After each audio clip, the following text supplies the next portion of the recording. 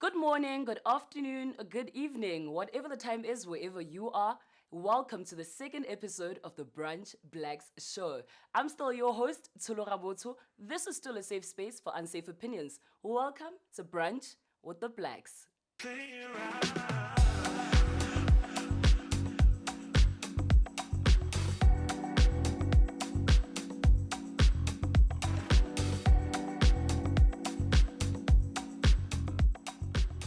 So for brunch today, we have singer, songwriter, music creator Amara Fleur joining us. Musician, songwriter, events coordinator, the guy you call for everything, Bigstar Johnson, and freelance writer, all-round amazing human being, Refilwe Boikanyo.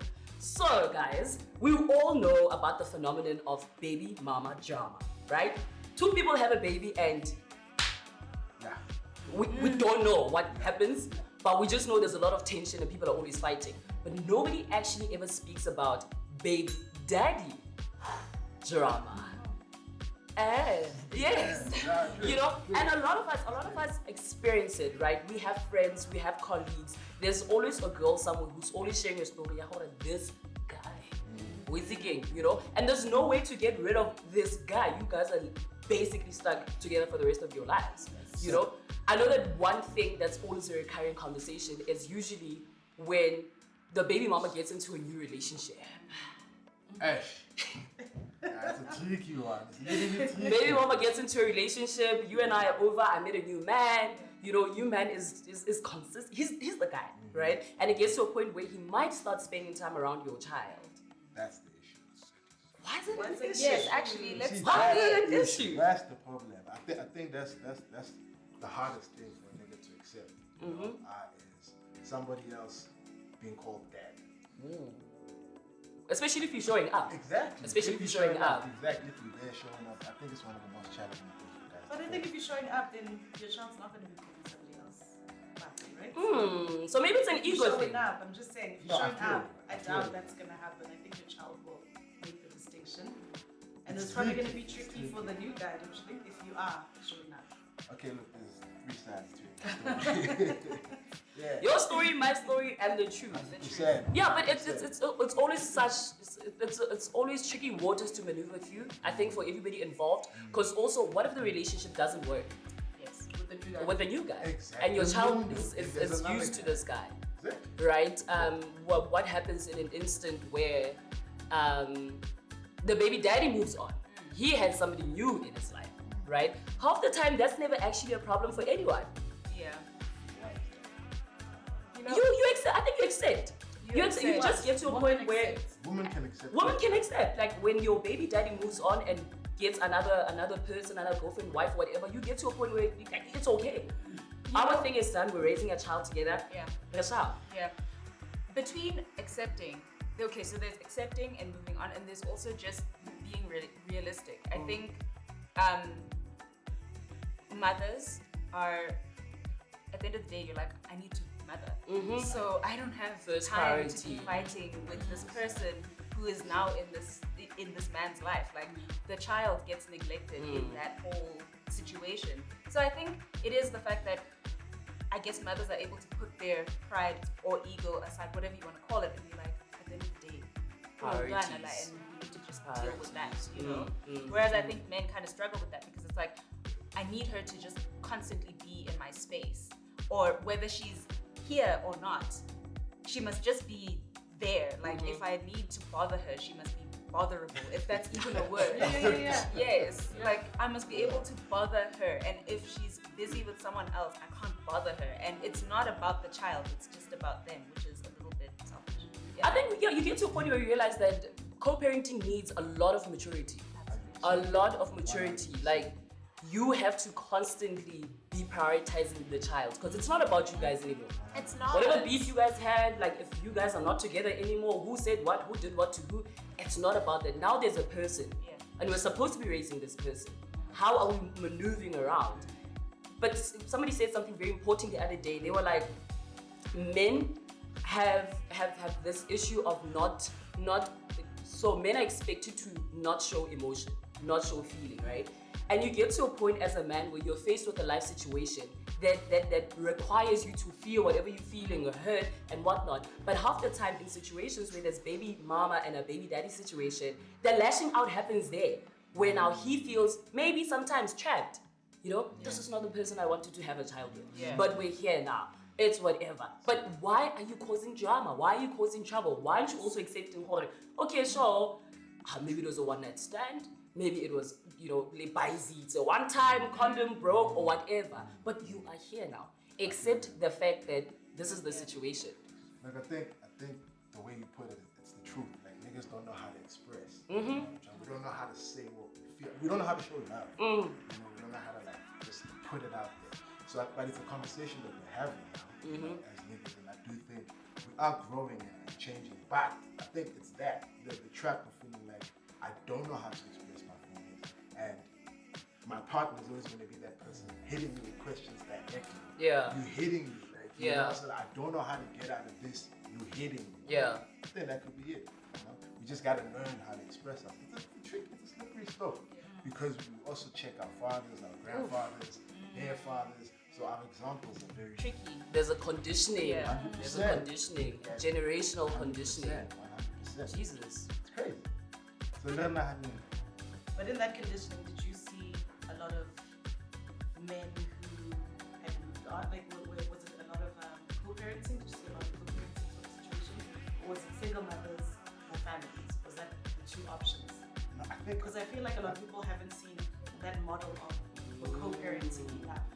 I think it's usually a single mom and the dad's not there, or it's a family unit. And I think a lot of people don't have great examples of this is co-parenting and it works. That is so true. I think it's usually maybe your white friends who you see that it's a huge relationship. thing. Yeah, 100%. Don't you think? 100%. I think that's also the issue as well. It's like they don't see this enough. It is an It's example. either you're out or you're in, and if you're in, like you're fully in, we're married, or 100%. we're living together, or you know what I mean? 100%.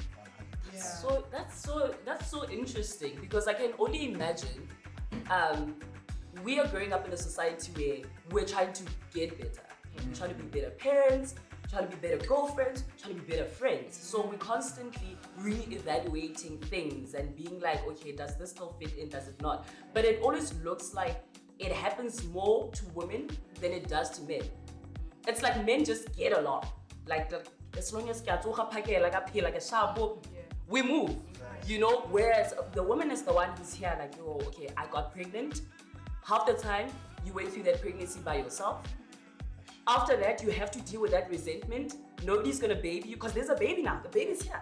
There's no time for anyone to coddle your emotions. Your baby daddy's probably wherever, doing whatever. And you here. Oh, wow. Where was touched?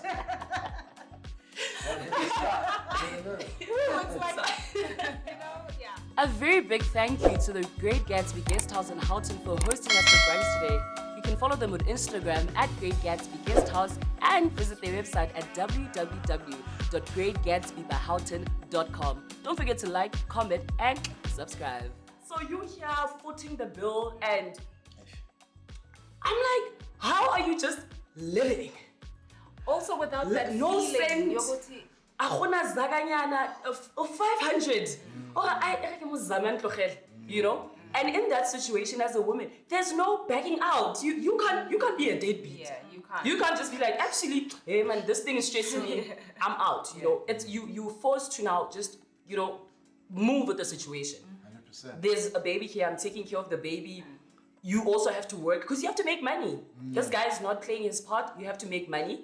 Or in situations where this guy is financially responsible, but he's never present. Yeah. And it's again the black and white that we were talking about previously, where it's okay, it's either you're in it or you're not. Now it's I'm giving you money every month. Why do I need to be there? What more do you want? I am present. Or it's like I visit the child every so often. I don't have money, but look, they know who I am. So there's never, I don't think, we deal with a lot of trying to convince people to understand that it can't be one or the other. You've got to try and figure out how to make everything happen together. Because mothers are making everything happen together. You're working, you're picking up your child, you are squeezing in your personal life, a social life. you feel bad for having a social life because you're like, okay, but now you're finding ways to do it all, right? Like, it's like, come on, Dad. There's a whole transition. Yes. There's a whole transition that happens. Can I ask, wait, do you guys get taught this stuff? Like, do you have these conversations prior to having a kid? Like with mothers and each other and sisters and... For me, I think you just see, you experience it. So from my personal experience, you grow up to that, right? Where maybe your father's not 100% present, but your mother always shows up. That teaches you as a woman that is my job. There's also conditioning that happens. That as a woman, and it's not something that's communicated. It's not like you wake up and you tell yourself, oh, when I grow up, you just ease into it when you get into womanhood, where you are like, my mother was a strong woman. She, whether there was a man or not, my mother got things done. That's the kind of woman that you become, right? You meet somebody, you guys have a child or whatever. I think it has to happen for you. It happened to you for you to comprehend how hectic a situation between two people who are co-parenting happens. So let's say, for instance, your parents are married. Sure. Right? You have a child with this guy. It doesn't work out. True. He dips. True. There's no, mother, he left you. No. What did you see your mother do? I get your mother she was there. She was handling stuff at home. She was there. So that's what you do, like automatically. And I also think you don't have a choice as a parent. You know, that's what I'm saying. As a mother, there's no actually nakuba deadbeat. I hate it. There is no such thing. Some tweet the other day. Some girl is saying, December, the father protection order. Yeah. Just like I think that's the best way. I'm going to enjoy my December. I'm just gonna get both of them a protection order and keep it moving. You know. So for us women, you don't have that option to opt out. You are inside. But I think that's why men are so comfortable. I think for them it's just like the woman are the safety blanket. I think a lot of men when they think, oh, we're gonna keep the child, they just look at the woman like, you know what, even if I don't really, even if I aspire to, but I don't really, I know this person well. I think that's where the complacency comes in, is that they feel like the woman, regardless of what happens, she's gonna sort it out. Even if I don't do what I'm supposed to do, she's gonna fix it. And I think women don't have that option. Because who's gonna fix it if you don't? Because if you don't, and then what? That's true. You get ostracized. I know few women who, they had kids and they're like, I'm not really maternal, I'm not. And even just in terms of the careers they've had and the lives they were living, they were like, I need to travel, I need to, months in the year they're not around. And when the baby's young, it's like, okay, maybe, it's okay. But as they get older, they start getting judged quite a lot about the fact that they're not as present, and they're like, but I'm the only parent in the situation and I also need to provide. But if a man was living that type of life where he's traveling a lot and he's quite successful in his career but he's not physically there, they don't get that. They're just they're like, he's able to take the child to the private schools, he's able to do all these things and they congratulate it. But when a woman does that, they're still judged on the other things they're not doing as well. I'm not gonna say you cap them. It's not cap. But I've had a situation where I knew somebody who, after splitting up, the father wanted to keep the kid, and the mother was like, "That's not gonna happen." And that, it's a dumb thing that guys do. I'm trying to say, but that thing of like, oh, okay, so you want this, you know what I'm trying to say? Because especially when you get to a point where it's real beef, you guys are not getting along. It's like, okay, give me my kid, I'll take care of my kid, and she'll be like, nah, and then it's tricky. I can't relate. What do you do in that situation? Like if a guy's like, someone like it's all like I mean, we do know situations like that where a woman is actually, that's a good idea. Actually, I'm not gonna be forced and locked down into a situation that doesn't go with my personal life, because that's also a thing. Yes. Because there's always that period where after you have a child, you have to rediscover yourself as a woman, as an individual, right? Because you've gone through so much. Pregnancy's done now. The baby's here now. You're a mother now. It's After all of that is done, when you start now going out with your friends and getting back into your group, you have to rediscover yourself, because that whole tension, that fighting, it changes you as a person. It changes your outlook on relationships now. You know, like you meet men now, and it's just like the man's like, "Hi, my name is Omaka." And you're like, no. Omaka. Omaka. Omaka. Hey, can I? Omaka. The last guy who said, what are you doing here? yes, the last guy who said, "Hey, my name is," left me with the baby. So Omaka, wait, no, Omaka. You know, so it changes you as a person. You come out as a new human being, and because you're so busy raising a baby by yourself, it's tricky. There's a whole journey of rediscovery as well that you go through, and your relationship with men changes. I don't think men understand how much baby daddy drama changes your outlook on men as a woman. Yeah. There's always that fear when you get into a relationship and this guy looks serious. This guy looks like, and it's like, why do you want to be serious? What are you gonna do?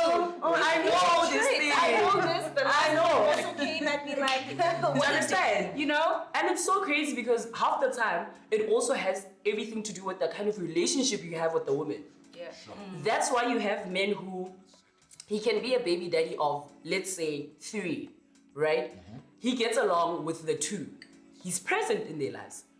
You guys clash like nobody's business. He neglects your child. Why? Because how and it's like, how? What was the thinking process in saying I'm going to abandon my child because I'm not getting along with the mother of my child? But that's the problem. I find that, and I've seen it with other friends as well, where when there's no relationship anymore, it's like the guy sees the child and the mother as one thing. You don't look at your child as a completely separate human being. They are literally an extension of the mother. So if you are beefing with mom, you're like, fuck both of you. Fuck off. You'll figure yourselves out, you know? And it's like really messed up, right? Because the child is being, it's fine, let's fight, it's okay, but please don't neglect your duties, especially now if you're looking at it from the perspective that you're stating now, where it's like there are other children who are being loved and taken care of. They're going to notice. They might even end up at the same schools, in the same we live in a very small world. Our children will find each other, and when they realize that they share a parent and they are not experiencing what their siblings are experiencing, it does so much damage. And that's why I'm just like, why don't you, it's important that when the end of a relationship happens and there's a child involved, don't put mom and baby in one little bubble and assume that you need to drop everything. Do you guys have, okay, after the breakup, do you guys sit down and have conversations? All the mothers that you know? About, I'm just saying, I just feel like a lot of people, they break up and then they just, I don't know, my situation is quite different. I feel like the father of my child, post us breaking up, things got better. Honestly, I'm not gonna lie. Things got and better. there's always that better. To me, things got better. That happen too. And you guys become friends, and it's just like, what were we doing in a relationship? I want to know what the relationship was the issue. I'm saying I feel like the relationship was the issue. And the pressure and all of the stuff. I think the desire to be the father was there. And yes, in the beginning, the desire for us to be together was there. Right? And then things happen. That's and also then now you're staying in a relationship for the child. And then that's where a lot of people, I feel like the resentment happens. Because the child happened, but the desire to be together is not there anymore. But the pressure of you've got a child together is there. And then they stay together. And that's when things get messed up and they stay too long. So by the time somebody leaves, the relationship is broken. And then you guys are not having the discussion of what is our common, do we have a common goal? And the common goal is to raise our child in the best way we can. I don't think those conversations are happening. They're not. And I don't think boundaries are put in place as well. For me, it's like, I had to make it very clear when the breakup happened. I'm like, for a period of time, I'm not gonna be around. You guys are gonna spend time together without me. You guys need to get used to having a relationship that doesn't depend on me. Your relationship needs to continue without me. And I think in the beginning, it has to happen because somebody's feelings are still in it. So you have to create those boundaries in the beginning because somebody's feelings are still in it. I feel like for as long as somebody's still in love with somebody, it's not gonna work. It's not gonna work. This have to put in the boundaries. These ways of blocking. It's like maybe don't come in the house. I'll come outside. You know what I mean? Maybe don't, and you must do that for a while until your boundaries have been established. I think another important thing that you mentioned, Refilwe, is the desire to be a father. I think that also plays quite a substantial role in how you're gonna co-parent with somebody, right? So if we meet and we're in a relationship, obviously there's a discussion. We want a baby, whatnot. If we hook up, we hope. If we hook up, and as I said, mistakes happen. Condom broke, we didn't use protection, whatever the case may be. First of all, you have to deal with the fact that I'm having a child with somebody I don't know. Boom. Secondly, in all my relationships, I've always said, I don't want a baby. I don't want a child. I don't want to be a father. That's me. And half the time it's always I saw how my father was, so I don't want to be that guy, right? And I think it's one thing that we overlook as time goes on. Maybe one of the causes of your guys' baby daddy drama is the fact that maybe this guy didn't want to be a dad. You know? Because if you get a girl pregnant, she has the decision. 100%. If she says we're keeping it, that's what's happening. Now you're forced into the situation. You know, if you want to keep the baby and she wants to terminate, you don't have a say in that. You know? The one that got away. Go try again later, sir. Not around these blocks. One thing that I've also noticed is the terms. The terms play a very big role. So if you're in a relationship, you guys break up, you're the mother of my child. If we don't get along, you're the baby mama. There's a certain level of respect. To myself. As a baby mama. Or be referred to. I personally feel like it is. I feel like it is. I feel like we internalize too much of American culture, guys. And if you look at that, the ways we got to learn these terms from baby mama, body love and hip hop, Atlanta, ratchetness. I'm sorry, dude, I want to associate myself with that. I don't. I've never heard anyone say baby mama and they meant it in like a positive way. During ways. Yes. I don't. I mean, unless maybe there's a song or something. I don't know. Mother. You know, if you don't want to say, if you mama, don't, mama, yes, mama, find a way. Yes, you know, right? I wanted to. That's education. Thank you very much. But I wanted to touch on what you were saying about the desire, right, to be a father. I think, in my experience, like especially talking to a lot of guys in the streets, that you can have the desire to be a father, and yes, the situation gets complicated. The solution, this is like literally the solution that you hear in the streets, you know, from our fathers, is that no, vibe. That child will come back and look for you. Yo. Like I swear. That is deep, really? Yeah, that's like, it's like, no, the child will know home. So even if the mother's crazy and what, one day, this child will come looking for you because you're the father. But the crazy thing is kids grow up and then they realize who is the crazy one, right? You can be like, Papa how, and you know, you're just talking mad, moving mad, and your child is like, you know, feeling like, oh, my dad. But later you grow up and you realize you're like, actually, my mom made it difficult. Exactly. You know, one thing I picked up. You see, I was like, so you have guys who grew up without fathers, right? You'd expect their thinking is, one day I'm gonna be a dad and I'm gonna be a good dad, I'm gonna be present because I didn't experience that.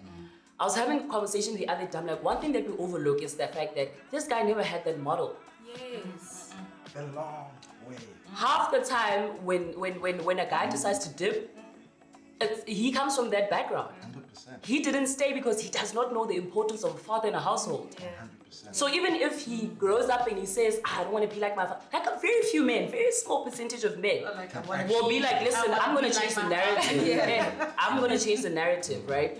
But the bigger part of population, it's all, and I'm like, but why are we surprised when these guys dip? When you meet a man, he's like, my father wasn't in my life, and he's not present. Why are we surprised? He doesn't know the importance. 100%. He's never had that man in that. And even though if he had uncles and whatnot, it was not the same. You know, it's like when you're a single parent trying to parent a son. You're like, oh, I'm gonna love him or not. It's not the same experience. Sure. And half the time, kids will go find their fathers because why? That connection. I never had that. I want to experience that. And it's like, this guy left. But I feel like it goes in different ways. I think I've experienced a lot of men who also didn't have fathers, even through my friends. And it's either they're gonna be a deadbeat, and then they're the ones who are like, you know what, I don't want to be like my dad. Yeah. I want to do better, right? But because they never had the father, their idea of what the father is and does is a little bit like not fully developed. So they're like, I want to be the father, right? and I want to be better than my dad. And then they're trying, but they're not really understanding that it's not just about I'm gonna work so hard and I'm gonna provide. You gotta be physically there, you know what I mean? Emotionally, you have to be there for your child. So there's aspects of it that they don't fully understand, that because they didn't experience it, they didn't see it. So for them, it's like, okay, I don't want to be like my dad. And what were the other dads doing? Oh, they were, my mom, for instance, wouldn't be alone, struggling so hard to take me to school. Their dads were paying for things. They were taking them on holidays. So they do all that stuff. But they didn't see that other part of it of, you know, I have a son and they go through things and I'm teaching them of, this is how you treat, you know, a woman. This is right, this is wrong. This is how you behave. This is what a man does, you know, but women also have rights. And this is how, you know, even just seeing how they navigate, even the roles in the family, like how your mom and your dad interact. You know, and sometimes as much as indoor, yes, but your mom, if you really look at it, like, I think in South African culture, the woman is actually very strong. Extremely. Like, it's a very matriarchal society for a number of reasons. Even, you know, birthday people going to work, whatever. There's a lot of, you know, things, reasons. Maybe not culturally, but there's a lot of reasons, and I don't think they get to see that.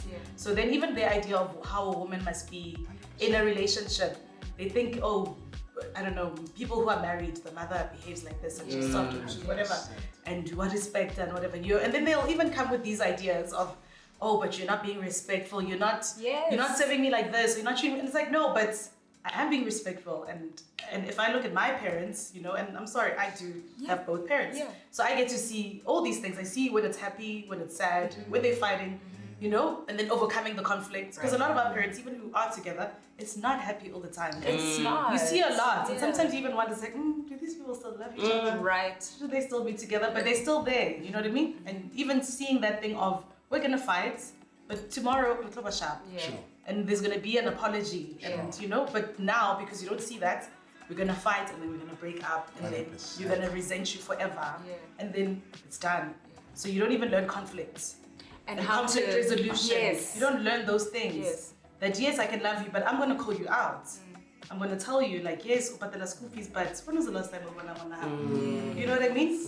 And you can't now come back and be like, oh, but I'm providing. It's like, I get that, but you're not doing the other aspect that you have to do. You have to do it. Crazy. Speaking on of children would always go look for their fathers. I once saw an episode, So sad. right? With this guy, years later, goes, finds his dad, and this guy was like, and like, oh, what, like, Yo. What, the dad? This guy was like, what do you want? Yo. He was like, and like, sharp, your mother uncle that child because he feel child abortion. Why do I have to deal with this situation now? That guy was like, I go back then, no yan. I'll get past that. Yo, I was, and I'm like, but this is the thing, right? You knew when this man was like, he was like out. Your child grows up to be an adult and he goes and uses all the resources and finds him. You sit there as a mother and you know it's not gonna end well. You like, that guy made it very clear 30 years ago, like, don't give him my name, don't. Once again, you know? So the saddest thing is that after that happens, who has to deal with the aftermath? The mother. Now your child comes back, they're crying, he rejected me. And I think when you're 30 plus, it's different. When they're younger, it's heartbreaking. Something as simple as saying, I'm gonna come pick you up on Saturday for ice cream. And you don't And pitch. you don't pitch. They're excited, they're standing at the door. The outfit was laid out on the bed the night before. This is what I'm gonna wear when my dad comes and fetches me tomorrow. And you don't pitch. And as a mother, you're expected to let those things slide. Because if you speak up, baby mama drama. And it's like, no. We're protecting a child. Do you understand? Like, do the things that you said you're gonna do so that life can go on. And when you look at the stats in South Africa, we are embarrassing. One thing that we will do as a country is top the charts. We will top the charts. For the good things. And never for the good things. Crime, we're up there. Unemployment, we're up there. Deadbeats, we're up there. Listen, we will, Amapian, we're up there. We will top the charts in That's not everything. embarrassing. At least there's one thing that we're getting right. But thank you so much, guys, for joining me for brunch. This was very amazing, very interesting opinions that we had there. I wish you guys all the best. in your respective careers, respective lives. I personally know that they're very cool people. So yeah, we're gonna drop their handles at the bottom where you guys can follow them, check out their lives. Because I know that Amara is doing very amazing stuff in music. Bigstar, you just dropped a new music video. Yes. You just out here. It's crazy. Yeah. The remix is coming. Ooh, with who? Who's on the remix? Loki, Younger Chief, and Alkaline. Oh. Like the dancehall artist. Oh, sorry.